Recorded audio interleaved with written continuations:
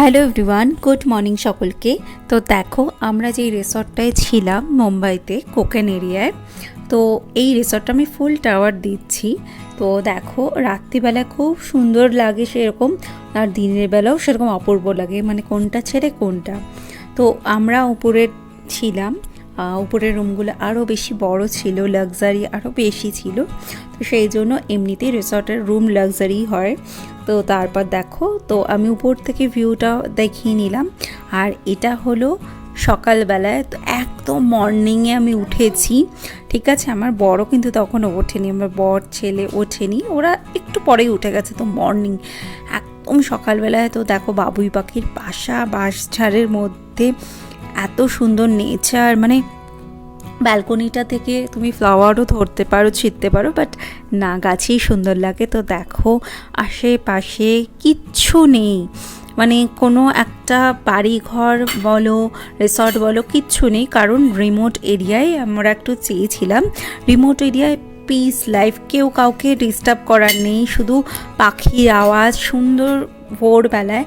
তো আমি আমার ফ্রেন্ডরা গেছিলাম, মানে আমার হাজব্যান্ডের অফিস কলিগ, আমরা, ওদেরও একটা বেবি রয়েছে, আমারও একটা বেবি রয়েছে।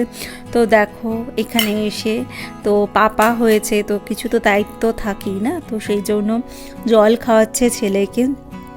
আর দেখো, আমি ওভারঅল একটু রোদ উঠেছে, বেলা হয়েছে, তখনও আমি একটু ভিডিও দিলাম। তো দেখো, দুই বন্ধু মিলে সেম ড্রেস কিনেছে প্ল্যান করে, ঠিক আছে, আমাদেরও বলেনি এই ড্রেসগুলো যখন কিনেছে, তো সেম ড্রেস কিনেছে। আমরা একটু ফটো বলছি, এদিক তাকাও, ফটো তুলবো। তো দেখো, তারপর ওভারঅল এরকম ছিল। সুইমিং পুলটা ভীষণ বড় ছিল। আর হলো কি বলো তো, তারপর দুজনের গসিপ শুরু হয়ে গেছে, বন্ধু থাকলে যা হয়, দুই বন্ধু একসাথে অনেক দিন পর।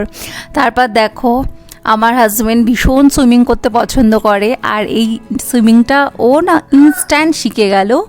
তো কীভাবে কাটতে হয় একবার জাস্ট দেখে নিল, তুরান্তলি শিখে গেল। এত সুন্দর এরকম শুয়ে শুয়ে সুইমিং কাটছিল খালি। তো যাই হোক, এমনিতেও সুইমিং করতে ভীষণ পছন্দ করে, জল প্রচণ্ড ভালোবাসে, সমুদ্রেও। তো আর এখানে তো ব্যাস দুই বন্ধু মিলে রাতেও করতে ছাড়েনি আমার বর সুইমিং।